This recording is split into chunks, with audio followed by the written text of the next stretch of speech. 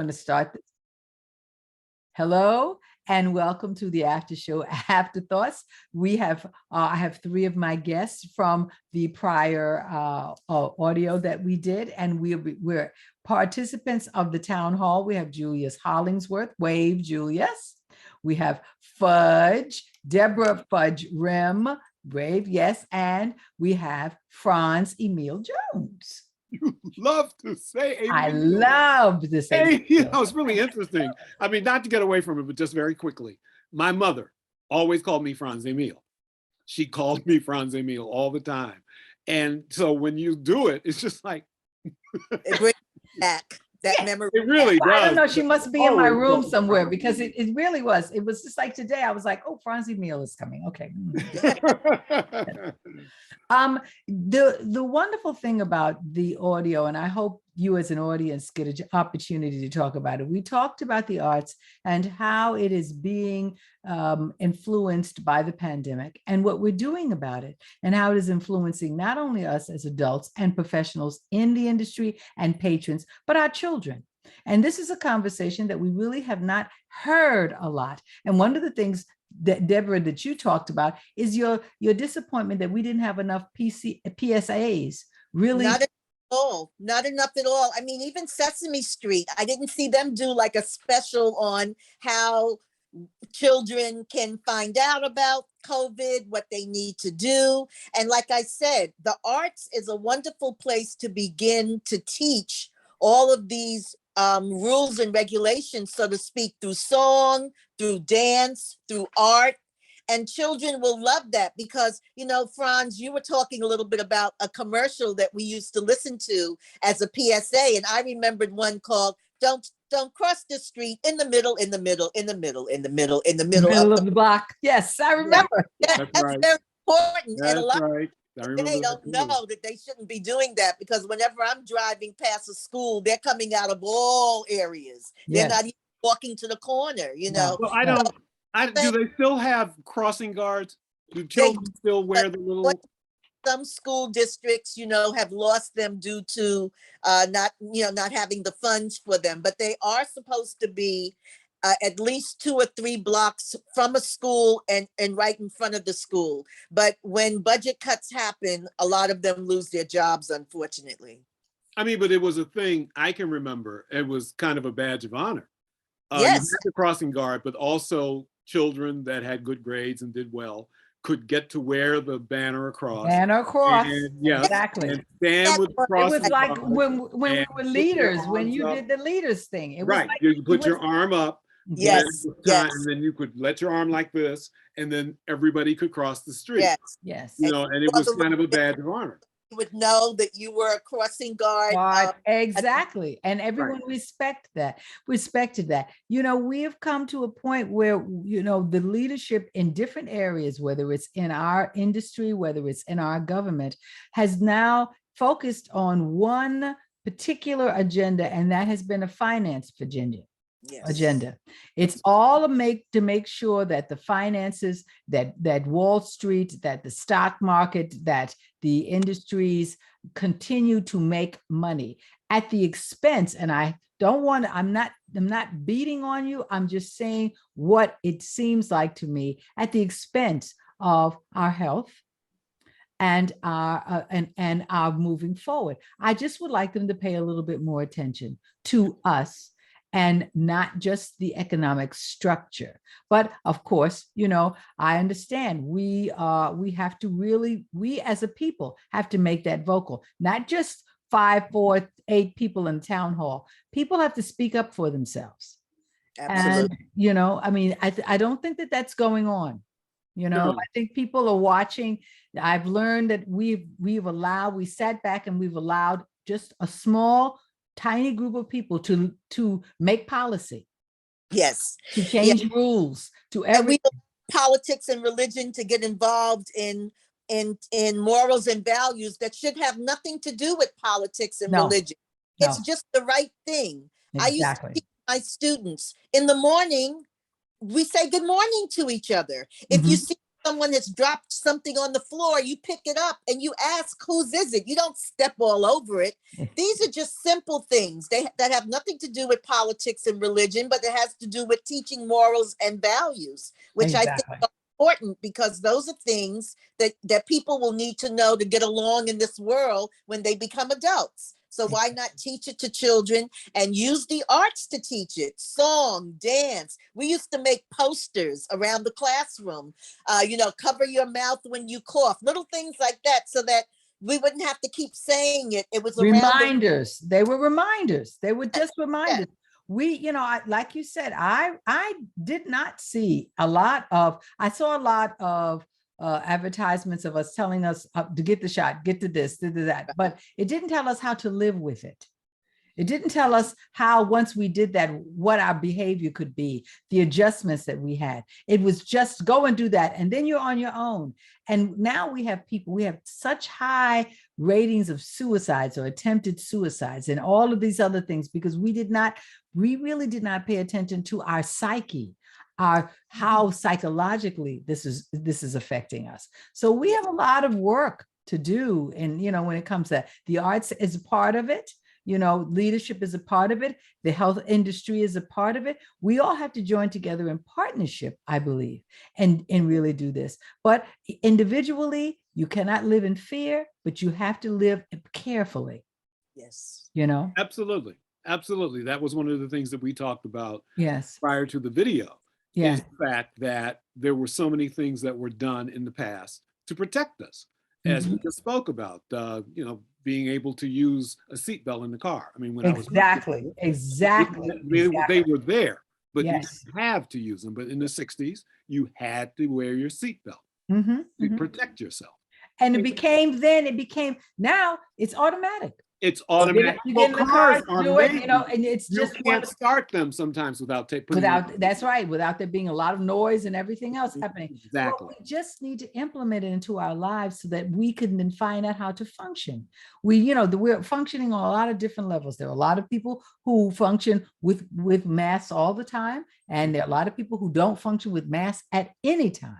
Absolutely. And there's got to be a medium here where we can feel comfortable around one another. But yes, I agree when Shipp, when California, she was our health expert, said you're sitting in a restaurant and the restaurant has told you to come in and they're going to adhere to all the protocol, and then they let somebody else in, and then that person starts coughing and no one ever goes to them, over to that person and says, would you like a mask, or would you like to go outside until you feel better?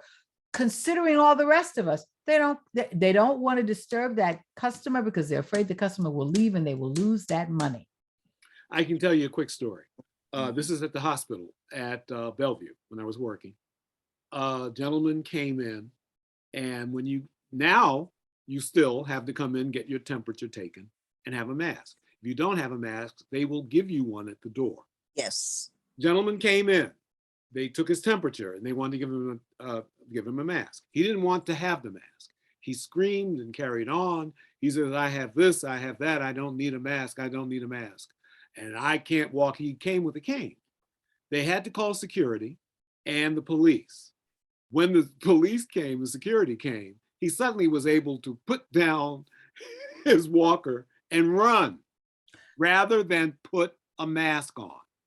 Eventually, they apprehended him on First Avenue and probably arrested him, all because he refused to wear a mask to come into Bellevue Hospital. But this shows you the kind of madness that we live in. I mean, it's crazy. I think the pandemic brought out some of the worst in people. People that were already marginal, it kind of tipped them over the edge. Yes. Over simple things like a mask, which was politicized by some of the leadership in our country, unfortunately, specifically, who, without having to say his name, which I refuse to say. Right. But he did that. One of the things in the arts that we were always able to do is that we can use the arts to help to bring people together, as we've said, help to sing the seatbelt song, Buckle Up for Safety. You know, sing I'm all in my places. Good morning, good morning. Yes, we're all in our places with bright, shiny faces. Yes, I remember the first that. 2 weeks of elementary school for me in kindergarten, we sang Getting to Know You from The King and I. Mm-hmm. The teacher had the album, the cast album, not the movie, from the Broadway show. She would put it on, she taught it to us, and we could sing it to one another every day. I know that song inside and out. But it was arts. The arts were used to help educate us into the society. Yes. Knew things about one another because of the arts. We knew as Black people, for example, that spirituals were songs that meant something to us emotionally, because in school and in church, not just church, but in school, we learned to sing Go Down Moses. We learned to sing Go Tell It on the Mountain Christmas time. Yes, we did. These were things that were a part of society for us. You know, and we also heard, you know, we had Dick and Jane and all that. That was a part of art as well. Even though Jane and Dick didn't look like us, we could still identify because they were children. They were children. Part of our primary readers, see Dick run, run, Dick run. Nowadays, you don't have that. You know, that, and a lot of it is politicized because you have people that don't want the general populace to be educated about themselves or each other. Right. That's all, you know, all I can say is, you know, as I'm approached this morning, I was approached by an idea that was a television idea. And, you know, and I said, you know, we really must try to reflect who we are and our stories, not what someone else's perception of it is. We, you know, and we will talk, Franz, because I had an opportunity to read some work that was submitted. And it's very interesting to read a concept of what you think people find to be rewarding in their lives and what is really rewarding to us. So we will have that conversation. Okay. It's a very, very interesting. The arts, it's ongoing, it's challenging. I'm discouraged at times about how it's being run, but it will never discourage me out of the arts. That's the one thing you don't ever have to worry about. I'm never going away.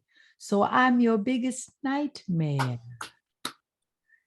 I love that. I love that. I feel the same way. I've excellent. retired and I'm working with a group of young people from Manhattanville College.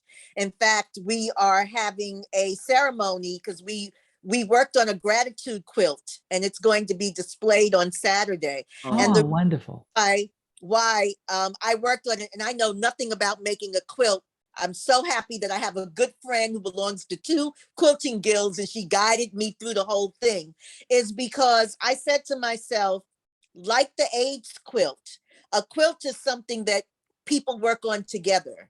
And so we did a multi-generational quilt, because we have to thank the frontline workers, the people who were out there every day. They didn't have the jobs like my daughter and my niece had where they could work from home. They were there every single day, live and in person. That's right. Before there was even a vaccine, they were out there working their jobs. And so this quilt, and I'll send you pictures of it. This quilt is. I'm going to ask if you could put it up online. We're Facebook friends. Please put it up. Yes, I will. Please do. Please do. Yes. We are thanking them for really putting themselves on the line for us. I mean, you know, I had a lot of things delivered during those first a few months before we were able to go out and see each other a little bit more than we were at the very beginning. And I think about all of these, you know, MTA workers and the UPS workers and the post office people. FedEx and all of that. Yes, all of them who delivered all of our packages for us and did all of those things. Workers, all the people who did not have a choice to stay home, but had to go out and hope that they could come home and be healthy and wake up the next day, you know. So we're doing that. But I say that to say that it seems to me that we've become afraid to just talk about what humanity is. It's like if it doesn't fit into my little world of what I feel it is, I don't want to hear from you. I just want to cancel you, which I don't even understand what that term means. But it makes me angry because canceling to me means you're not giving a person a chance to grow, maybe. And you're not listening. You're not listening to anybody else but yourself. You're like this. You've canceled someone, exactly. You're not listening to what they've said. It's almost like you're saying you're dead to me. Well, but if he's still going to live in this society, he's not dead. Isn't, shouldn't we be communicating, talking to each? I may not change your mind, but maybe you'll understand my point of view a little bit better if we have a conversation. Exactly. So I'm a big believer in PSAs. I felt can still help with this pandemic, but really it should have been the big push, because as we all sit here remembering all those commercials from when we were children, we could have had PSAs that people could hum and sing, and children could learn more about what needed to be done. Because unfortunately, now that winter's coming, I bet that the percentages are going to go up again. Yeah. Well, because everything is indoors. Exactly. Everything is going to be indoors. And now, that's when the outdoor thing with the activities, when you were outside and you said, okay, no, I can go because, this is going to be a picnic. This is going to be, celebration. But the indoors, you have to be far more particular. And I think you just have to call people on it. If they don't follow the protocol, I'm going to get up and leave. I said, so you don't want them, you lose their business, but you're going to lose mine. Yes. Yes. You're going to lose mine. So, it's just a call. It's a call that we have to do little bit by little bit, but, it didn't start off well. We didn't have the kind of leadership that focused it well. And now it's hard to start in the middle. That's right. It's really, really very difficult. And everyone has to take up arms and really do it for themselves. And if we could all do that, we could really find a unit of strength ourselves in the arts, in the industries, in health industries, everywhere. That's one of the things that I think is very, very important. This has been an absolute darling town hall and I knew it would be the best one that we had during the year. Now, Julius, unmute yourself so you can say something. My goodness. Hello.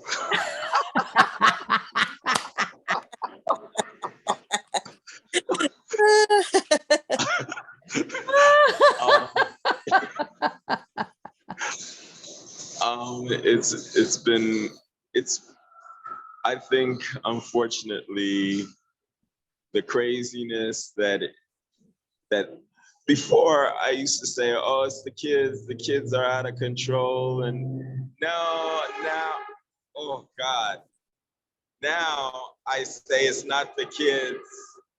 The world in which we live in is out of control.